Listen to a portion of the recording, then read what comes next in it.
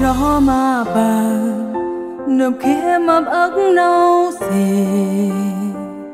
tầm độc đập bán mô là tâm thạc lại ru cướp ri âm ngà mà băng cướp chi bữa cướp tâm trọc à cha uyên cướp ba ba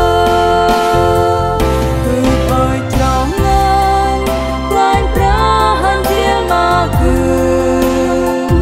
ta cơ dục ya mô là tâm thạc ốt ru kêu quanh ra nó na chân leo gương bữa cướp tâm trọc à cha uyên cướp ba ba bữa hè tâm trọc cha mất ở cao si què bằng ân duyên trong hè nằm phù phù dâm dị cướp cho mà bàn ga yu mà cướp bữa cướp tâm trọc ân cha uyên cướp ba ba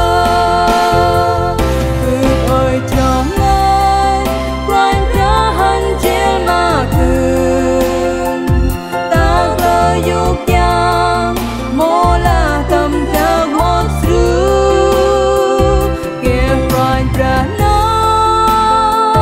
mà chân leo gương bữa cướp tâm trọc ân cha uyên cướp ba ba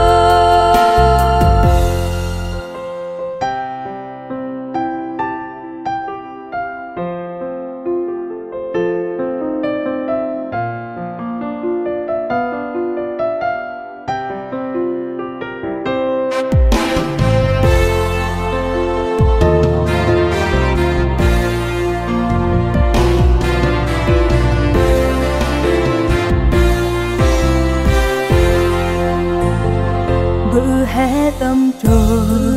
cha mất ở cao si què bằng ân duyên cho hè nằm phù phù xứng dị cướp cho mà bà ga yu mà